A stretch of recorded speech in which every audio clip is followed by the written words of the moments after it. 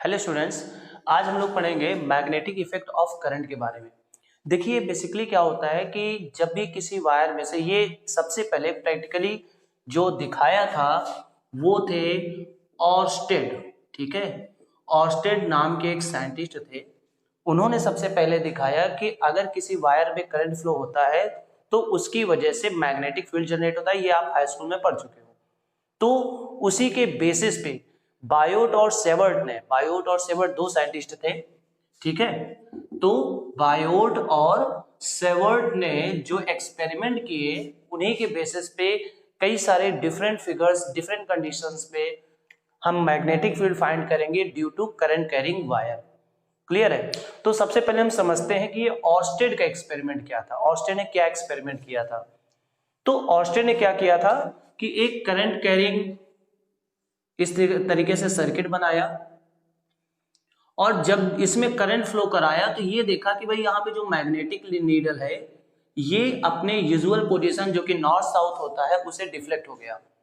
ठीक है, जब हमने करंट की डायरेक्शन रिवर्स कर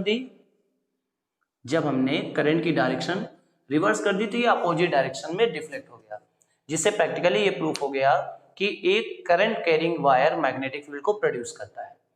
अब इसी के बेसिस पे बायोट और सेवर्ट ने जो एक्सपेरिमेंट किए थे वो एक्सपेरिमेंट क्या क्या रिजल्ट्स दिए वो स्टडी करेंगे और उसके बाद उसी के बेसिस पे हम लोग किसी करंट कैरिंग लूप के सेंटर पर कितना मैग्नेटिक फील्ड होता है उसके फार्मूले को फाइंड करेंगे।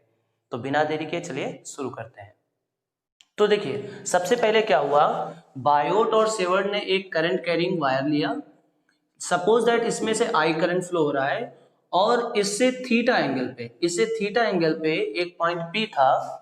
इस वायर के साथ, बात ध्यान समझिएगा, इस वायर के साथ बनने वाला एंगल जो था वो थीटा था। और सपोज दैट हमने एक छोटा सा एलिमेंट लिया जिसकी लेंथ क्या थी, dl। तो इस dl लेंथ से थीटा एंगल पे एक पॉइंट P था जहां पे मैग्नेटिक फील्ड निकाला गया। क्लियर है? मैग्नेटिक फील्ड निकाला गया और इसमें से आई करंट फ्लो हो रहे, इस पॉइंट की डिस्टेंस जो है वो r।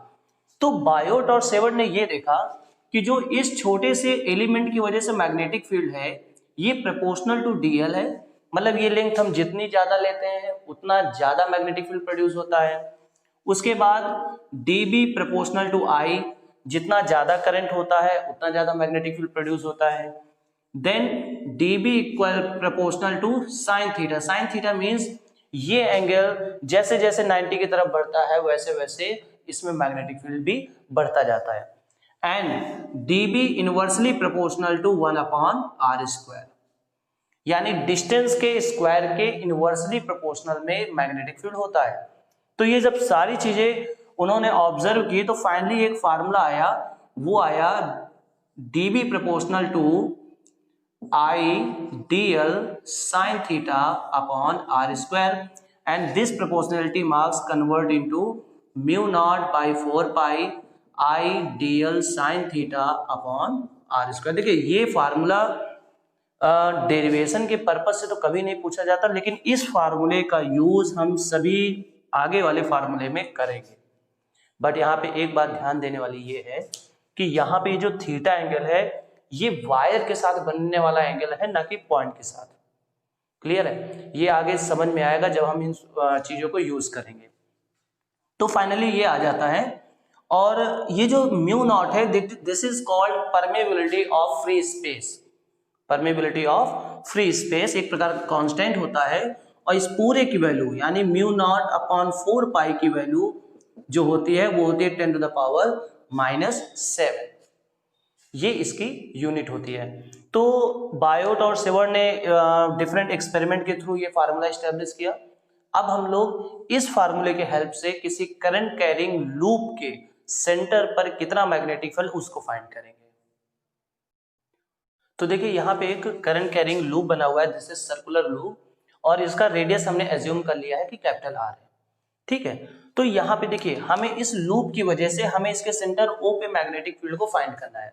तो first we consider a small element, let's say dl length. मतलब यहाँ पे हमने क्या किया, एक dl लेंथ का एक स्मॉल एलिमेंट कंसीडर किया और इससे इसकी दूरी कितनी होगी, तो इससे इसकी दूरी होगी r, एज यूजुअल दिस। अब हम क्या करेंगे, इस एलिमेंट की वजह से इसके सेंटर पे हम लोग मैग्नेटिक फील्ड फाइंड करेंगे। यानी यहां पे हम लोग निकालेंगे magnetic field at the centre O due to dl, ठीक है, due to small element dl की वजह से हम यहां पे मैग्नेटिक फील्ड को फाइंड करेंगे।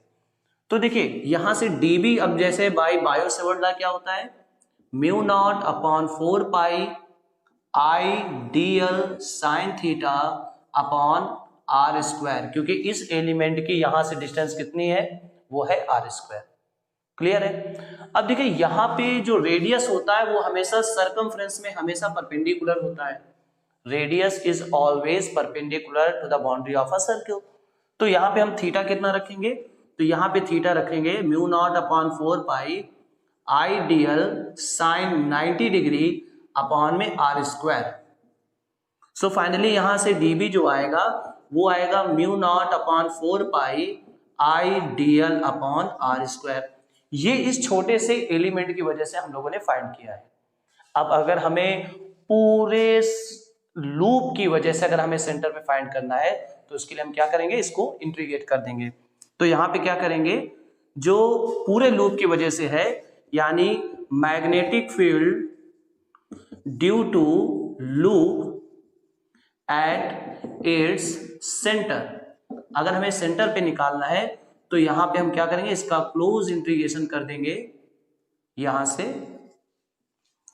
तो यहां पे dB मींस दिस, तो यहां से mu not upon 4 pi I upon are square ये बाहर आ जाएगा and close integration dl। Close integration dl का मतलब ये हुआ कि इस पूरे लूप की लेंथ कितनी होगी, तो इस पूरे लूप की लेंथ होगी 2 pi r, that is the circumference of the circle. So यहां पे हम लोग क्या रखेंगे, mu not upon 4 pi I upon are square into 2 pi r. So ये आर से r cancel out. So finally हमारा फॉर्मूला आया mu not upon 4 pi 2 pi I upon r, 2 pi I upon r. तो देखिए ये formula finally आ चुका है। This is the formula for magnetic field eight its centre of a current carrying loop. लेकिन यहाँ पे ये फार्मूला हमें आने के बाद भी न्यूमेरिकल्स को लगाने में दिक्कत हो सकती है। This is because of direction. हमें यहाँ पे लूप के में जो करंट फ्लो हो रहा है उसके बेसिस पे जो मैग्नेटिक फील्ड प्रोड्यूस होगा उसके हमें डायरेक्शंस को ध्यान में रखना है। तो डायरेक्शंस को फाइंड करने के लिए मैं दो तरीके बता रहा हूं, आपको जो अच्छा लगे आप उसको लर्न कर लीजिए। पहला तरीका है क्लॉकवाइज के हिसाब से, यानी सपोज दैट अगर एंटी क्लॉकवाइज मीन्स टू से कि अगर इसमें कोई करंट एंटी क्लॉकवाइज फ्लो होता है, ठीक है, एंटी क्लॉकवाइज, जैसे अभी आप इस करंट को देखोगे तो this is clockwise. Clockwise mean जैसे घड़ी रोटेट करती है वैसे, तो ये clockwise current, this is not anti clockwise, that means ऊपर साइड बनेगा साउथ पोल, और साउथ पोल का मतलब होता है वर्टिकली डाउनवर्ड, क्योंकि साउथ पोल में मैग्नेटिक फील्ड लाइंस इंसर्ट होती है यानी अंदर जाती है, ठीक है। और अगर एंटी क्लॉकवाइज होता तो ये बनता north pole. North pole means upward, north pole means upward, and south clockwise अगर साउथ पोल बन रहा है तो दैट इज डाउनवर्ड। तो पहला तो हम इससे समझ सकते हैं कि इस लूप में जो मैग्नेटिक फील्ड है उसकी डायरेक्शन क्या है। And the second method is this right hand thumb rule. इसमें हम लोग क्या करते हैं, जो ये फिंगर्स है इनको इस हिसाब से मोड़ते हैं जैसे करंट जिस हिसाब से मूव हो रही है। तो अगर हम यहां देखें करंट ऐसे मूव हो रही है ऐसे, तो हमें उंगलियों को ऐसे रखना पड़ेगा, ठीक है, दिस वे। तो जब हम ऐसे रखेंगे तो ये जो थंब है ये डाउनवर्ड है, इसका मतलब हुआ कि इसमें मैग्नेटिक फील्ड की डायरेक्शन डाउनवर्ड है। अब सपोज अगर ऐसे होता current that is anti clockwise, तो फिर हमें इस हिसाब से ऐसे रखना पड़ता, तो वो हो जाता अपवर्ड। आई होप आपको यहाँ पे मैग्नीट्यूड निकालने के लिए और डायरेक्शन निकालने के लिए समझ में आ गया होगा। अब हम लोग निकालते हैं कि अगर जैसे कि ये सिंगल, बात ध्यान समझिएगा, ये सिंगल टर्न के लिए है, only for a single turn. But अगर हम मान लें कि if there are capital N circular turns या capital N turns, capital N turns हो तो उस केस में फार्मूला जो होगा वो होगा म्यू नॉट अपॉन 4 पाई 2 पाई NI अपॉन R। यानी अगर यहाँ पे ये सिंगल टर्न है, अगर ये मल्टीपल टर्न्स होता, कई सारे टर्न्स होते, 100 टर्न्स 2000 टर्न्स, तो उस केस में यहाँ कैपिटल N से मल्टीप्लाई कर देंगे। तो ठीक है, यहाँ पे अब हम लोग लूप की वजह से फाइंड आउट कर चुके हैं। बट अगर डिफरेंट रेडियस के कॉन्सेंट्रिक हुए, कॉन्सेंट्रिक सर्कल्स क्या होते हैं? The circles that have same centre is called concentric circles. तो अगर जो ये लूप बने हैं, ये लूप डिफरेंट रेडियस के कई सारे सर्किल हो, तो उस केसेस में हम नेट मैग्नेटिक फील्ड कैसे फाइंड करेंगे? यहाँ पे मेन जो बेसिस होता है वो होता है डायरेक्शन का। तो चलिए एक एग्जांपल देख लेते हैं। तो देखिए यहाँ पे मैंने दो लूप कॉन्सेंट्रिक सर्कल्स के बना दिए हैं। यहाँ पे दोनों में बेसिकली अंतर क्या है कि ये जो बड़ा वाला सर्किल है इसमें क्लॉकवाइज करंट फ्लो हो रही है, जबकि जो स्मॉलर सर्किल है इसमें एंटी क्लॉकवाइज करंट फ्लो हो रही है। ठीक है, और इस फिगर में दोनों में क्लॉकवाइज करंट फ्लो हो रहे हैं। तो this is the main to conditions जिनमें या तो सेम डायरेक्शन होगा या तो डिफरेंट डायरेक्शन होगा। तो यहाँ पे हमने मान लिया कि ये डिफरेंट डायरेक्शन के लूप के लिए और ये सिमिलर डायरेक्शन के लूप के लिए है। तो अब देखिए यहाँ पे फार्मूला यहाँ पे साफ साफ लिखा हुआ है। अब हम यहाँ पे क्या करेंगे, हमें केवल देखना है कि इनमें जो डायरेक्शन बन रहा है वो क्लॉकवाइज बन रहा है कि एंटी क्लॉकवाइज बन रहा है, मतलब अपोजिट या सिमिलर। तो देखिए यहाँ पे ये जो क्लॉकवाइज है, क्लॉकवाइज मींस साउथ पोल, तो इसका मतलब ये हुआ कि अगर हम A2 रेडियस की बात करें तो यहाँ जो मैग्नेटिक फील्ड आएगा वो आएगा, लेट्स से कि ये A1 है एंड दिस इज A2। तो यहाँ पे भी हम करेक्ट कर ले रहे हैं, ये मान ले रहे हैं A1 and this is A2। तो पहले हम A2 A1 की वजह से अगर निकालेंगे तो यहाँ पे आएगा mu not upon 4 pi 2 pi I upon R, और R की जगह पे आएगा A1, लेकिन डायरेक्शन क्या होगी? तो चूंकि ये क्लॉकवाइज है तो दैट इज डाउनवर्ड। ठीक है, अब हम अंदर वाले की वजह से निकालेंगे तो यहां से B2 इक्वल टू क्या आ जाएगा? Mu naught upon 4 pi 2 pi I upon A2, लेकिन यहाँ पे क्या होगा? यहाँ पे होगा अपवर्ड, क्योंकि ये एंटी क्लॉकवाइज डायरेक्शन में करंट फ्लो हो रही है, मतलब ये नॉर्थ पोल बनाएगा, इसलिए इसमें क्या होगा? अपवर्ड। सिमिलरली यहाँ पे अगर देखें तो दोनों क्लॉकवाइज हैं, तो यानी जब हम इसमें हम नेट मैग्नेटिक फील्ड निकालेंगे एट सेंटर O, तो चूंकि डायरेक्शन अपोजिट है तो इसका नेट मैग्नेटिक फील्ड होगा B1 minus B2। B1 minus B2 इसका रिजल्टेंट मैग्नेटिक फील्ड होगा। लेकिन अगर हम यहां देखें तो दोनों की करंट की डायरेक्शन सेम है, मींस दोनों डाउनवर्ड, चूंकि ये क्लॉकवाइज है तो दोनों डाउनवर्ड मैग्नेटिक फील्ड प्रोड्यूस करेंगे।